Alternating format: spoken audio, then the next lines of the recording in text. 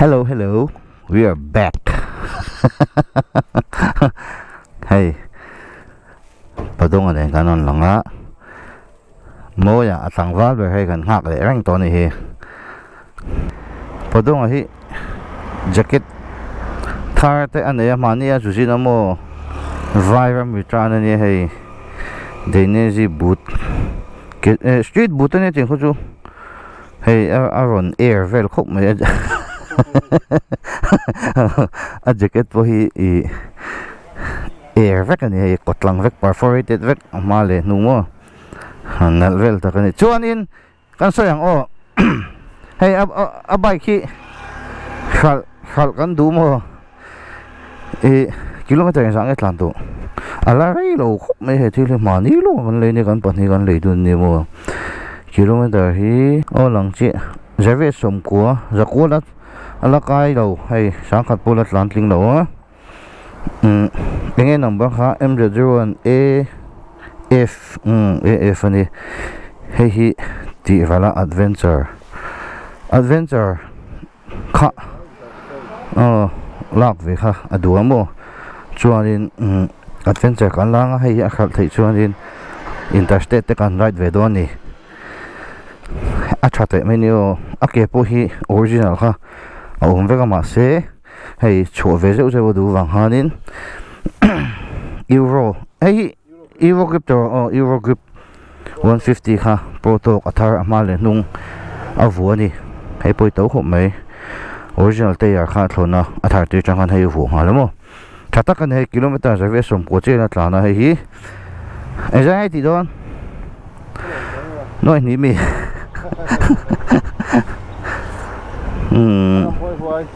ya nói thì chúng các thì lâu bề tiêu cái non rùa ha chọn chọn adventure là đồn chọn là đậu cái non cal đồn video bốn đậu vui ra mà tới càng cal đồn lố mi rồi elestro hey athari là đã chamo thì phim đã thấy thế cùng sống Pathum à hey achok to lo le hal ti he ho athar on la por mo le kha tiang va khana chim li mo ni chu hai thil ti hliau chi ni a chedon lo hai po hi kilometer za ve som kwa voina kan tlan hen chon jak kwa tling ve to mai thaya ha lo le yo hai noi ni le en jang e ngam hoi hoi te noi ni chu la tling ve don yang noi ni sing hi chau van liang a number hi a phone number hi 986226544 tiro 98622666544 la kha thap ani ha phone number anon ta la ngang lo bero ma hi mo hey ai tha chu second hand chon atam lo veang hey a khia ve mo ma tai ti liu chi ni hey ting hi lo ni lo ma ni ha ka en chiang lo adjustable hi lo ni ve thap hey 400 khan ni 350 khan ni lo speed 400 engine hau kha ani e这边我们college 边的就哎这个这个然后你听嘛我这个是比较哎 RP 我跟你发看的你听嘛这呀大有些什么他还啥么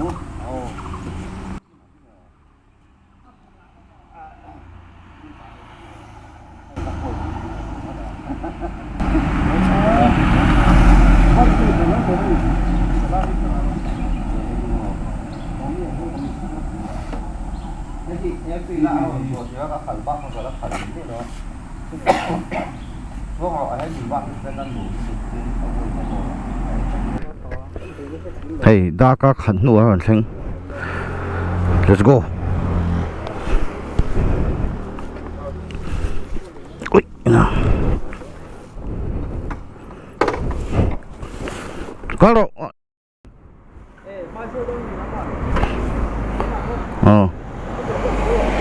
có hai lỗ anh mi ấy on don che on ro 34 chứ không Sombruk borvel ni me. Tero.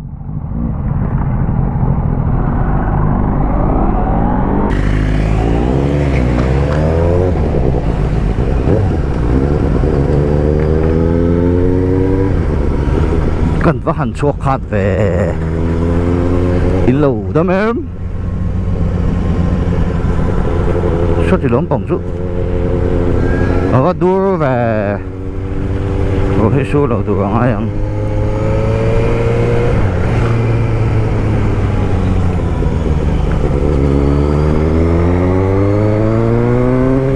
với thì bữa mà làm trong ở rổ su họ ở rộn thinh thẳng chuẩn tiệt sẽ qua chút trò video tụi nào bị trốn không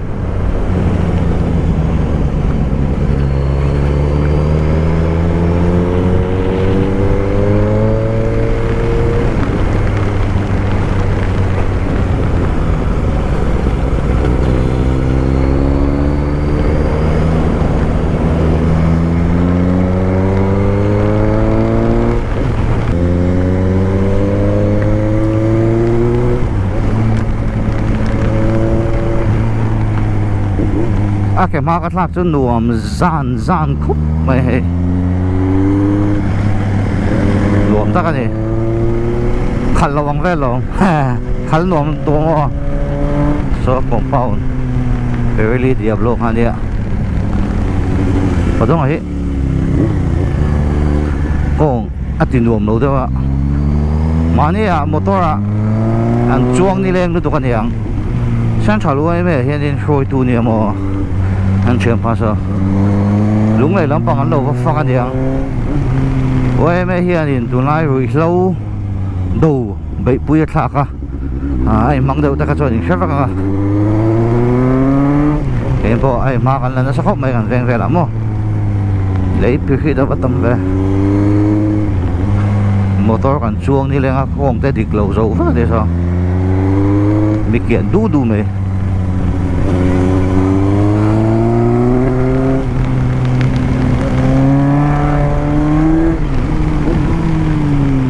đây à khi ama cho nên má lại à và bảo cho anh xỉa mà đi ta đi motor trộm mà sao hậu à đến và bảo lăng ha ôi bây giờ văng anh sao về và bảo lăng ha anh xỉa mà motor kẻ à đến các chỗ khác đâu thì ấy một chiếc xe cái này kia đến và lu hay luôn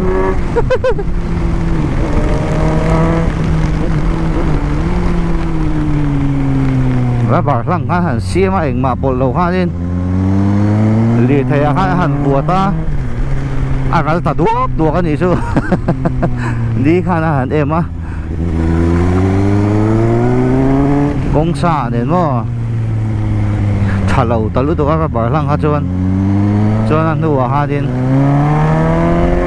hẳn bộ ta synthetic chemical hậu thế này hả mà cho nên thì hiện hard compound so compound right there thế ha anh xem ta science thiam na mang thì là hết tổ bạc anh thinh chuyện như cái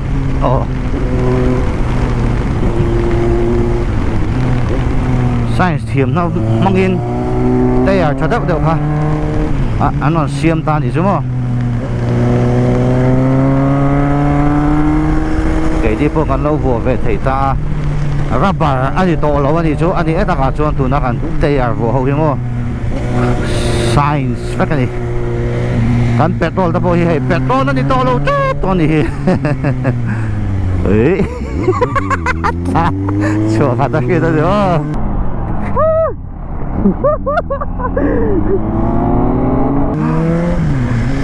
khát tiền hai thì mấy bộ đal ta vắt vào cái gì chứ mà synthetic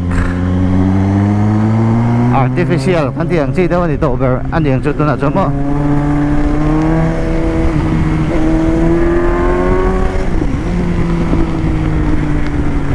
KTM 390 hi sak ani o boy hi amai palian tho sia abai hi thut ne mo a khrik khrik zung zung thei a khal thiam to te mai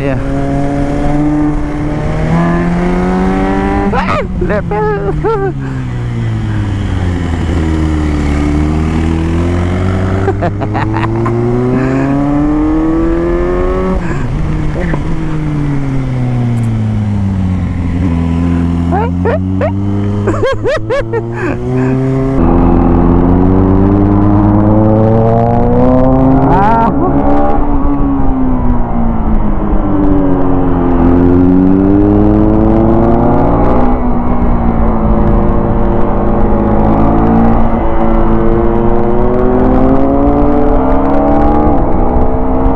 Kan petrol hi ethanol pola ni tani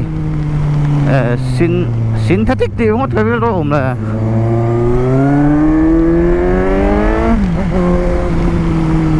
kan petrol hi ethanol pola ta 20% India bi ka hian hai mudi te hi a chalo 50% te kan pol mai thei te non ti le to ngai na om lo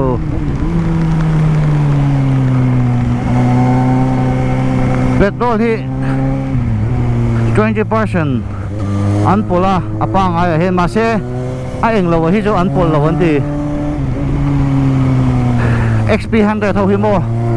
he hi pol dal lo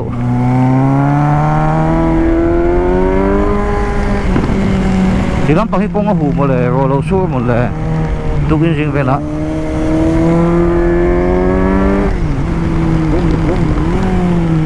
con hủ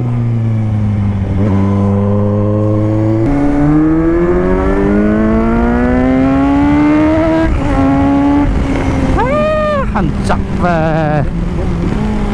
fast gear over ref của phiên nên các khẩn lúc tục ngay đâu ạ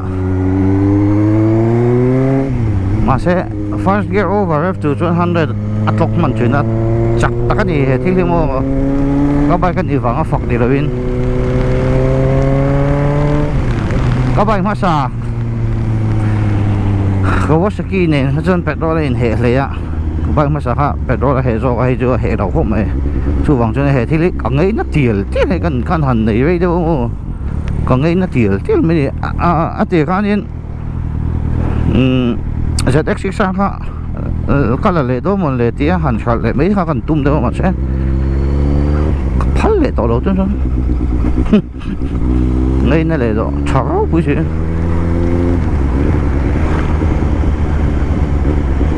lệ đó khác sấy lệ đó kia lạ ethanol 20% pol anh ấy vàng hai đến cảm mong tổng hay khó chú con đi lệ đó E20 vehicle lâu chuan E20 gan thun hian in a petrol hi a ei na zo khani om je chu a model hlui anga hian in motor a pon yang E20 latest engine khami lâu chuan a model hlui kha chuan petrol hi a he khata chu ani deuh mai effect na chuan chemical la tam zo ka wang khan in plastic ua servel kha a ei ve thei ti khan ya poina over chu om chong lo tin an chu tiang kha chu thil thak thei vek ani mo e 50% an pol chuan che om dro petrol chu BJP ho hi ti vak mai ngai na om lo ai bộ cẩn thận á sẽ tới ek bung la mà con sầu à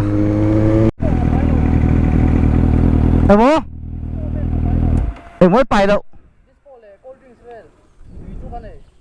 khi nào đồ bằng chú ít fit lớn gì hả fit to là phải đắt sật lấy đâu ngay hả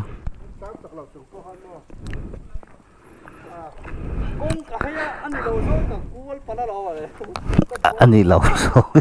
tiếng ấy của hay han tivel xin đi hay in mẹ đón tiếp tục chồng một lướt tục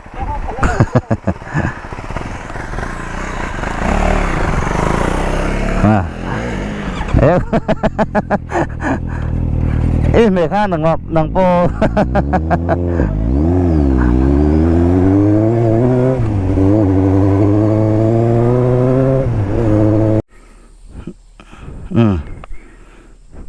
tiếng ai bu mà hiền cắn tổ pe bộ lộ anh tẩy lệ trọng tổ hay bộ lộ hay bị tổ su hồn lệ chơi nó chẳng còn luôn tụ có bị tổ không bắt đầu à chào được chắc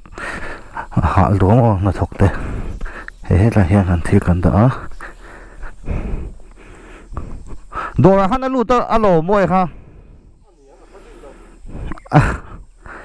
về ta vòng vó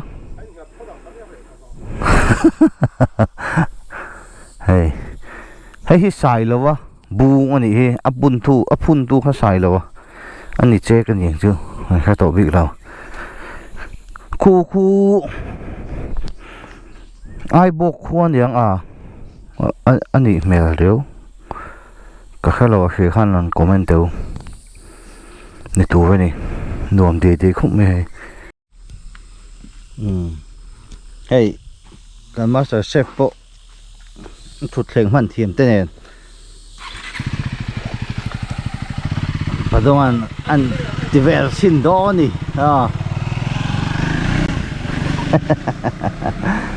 ai mệt viếu thầu sơ rồi nung ăn chân chân ai mẹ viếu thầu adventure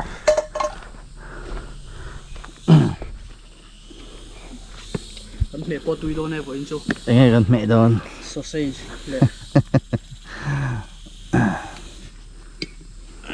nghe khá lẹ nhưng không có đâu alu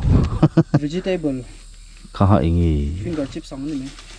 mẹ alu chú này lâu nghỉ alu như thế đâu xa điệu thống ai veg junior crispy veg stick cái gì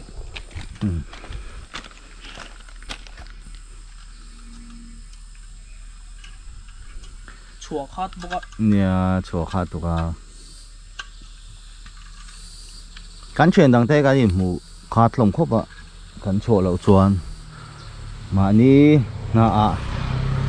tê cắn bùi trang chuyển xìa hay mỗi này hết chân mà cắn lên mù xìa đằng hết chứ cái mù khát lồng khóc mày với nào bộ hay câu kim đâu hẳn chua khát chạo ông mà sẽ nghe mà chung khát ba tên lẩu nĩa bùi này nếu khát này chuyện à chuộc lấy thầy lâu chuyện à tiền với chú cần lật ngủ ngồi ai mình thì hẳn chỉ lâu về phim phim cả cần đồ hẳn tây chuộc về phim phim này buông khi cái chỗ cái lỗ mà buông nó về lên nuông cái gì cần đâu phần lai khan in dễ lai bùa thế cần dễ chuyện à in lâu dễ phim cả hay lâu ạ buông chân chín hay nắm đằng hậu pon anh lâu lụt thấy khóc mày buông khi mò anh lụt thấy liên tục vai mà ngã tới bây giờ khô lum ta anh nói hiện chút gì vậy là chút lên tới hiện đang khô lại tất cả tới lúa rồi thì mò cái này mấy chỗ lâu à hay thì thỉnh thoảng khô pon đại pon để vào thế nó mấy cái hàng cái chuyện á luồng chuyện hà đầm sa khóc mày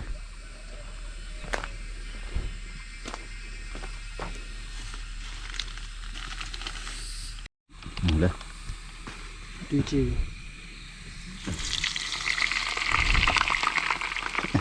bi sang đó nhỉ cheat meal là nhỉ chỗ mình tôi nó ấy anh lâu anh cái gì chỉ sẽ lên cái gì tập hồi mò mình này mình thấy hồ mình bác anh lâu to frozen to lâu còn ạc mình đang nhang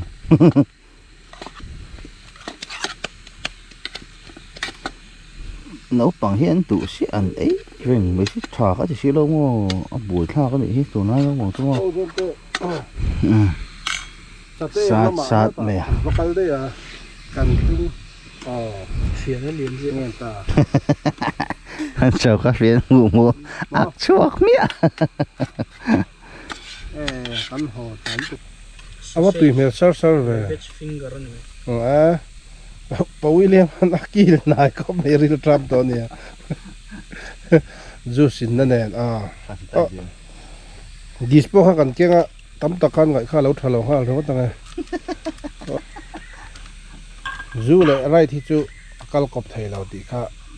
sang thang cái bộ khá lâu sẽ rồi mình cho quay mẹ trong hình kiểu quay mẹ à thu hẳn trả đủ tới hai ném sẽ trả lối nó bằng thế số đó chứ in về chứ nó thì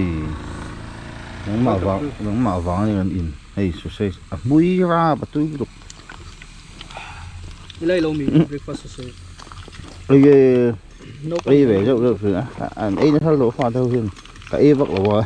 update tí kêu ra phải char plate mà chỉ cái vết xương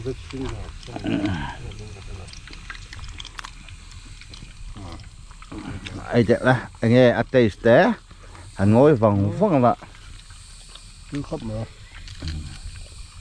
cần là ngay đồn hay tiền gì đó mũi trái document thì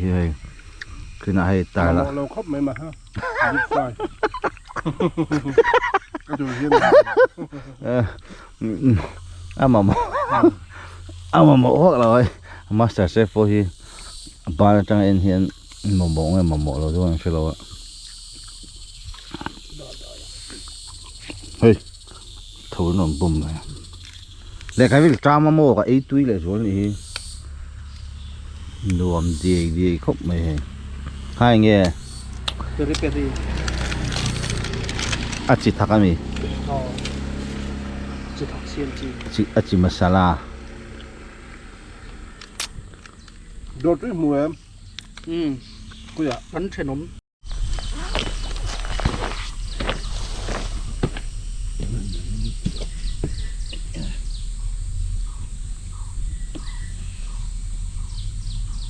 thật tươi khóc mấy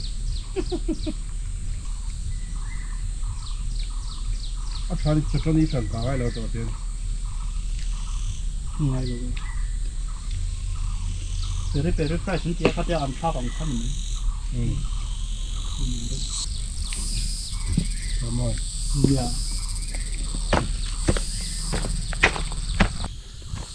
luồng tắc này với cần hun mình chú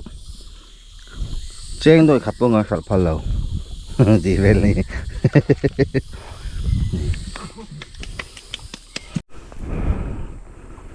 cái nhìn bẹc phải là này con hồ nó làm bằng từ sao rồi số biển biển bé hay tăng hạng ngót ai chuan cần lùi thông u gần thì sao bị ốm rục quắc lâu này sẽ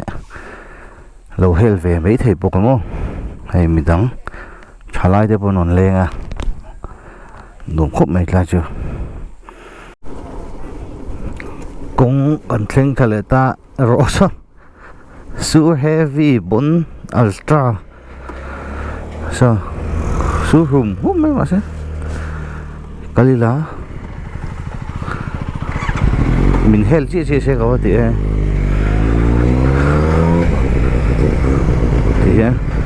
còn không uống thầy lâu rồi mình ăn đó em còn sẽ lâu thì còn tan miếng miệng ô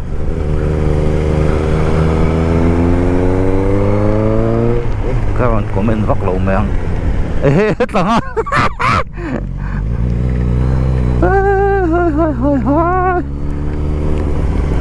rồi ăn là ha lê lù ya ăn là lê đâu kalpa đâu ăn là lại ôm đó nhỉ kha rồi mình hel thế sẽ tạm được miệng mèng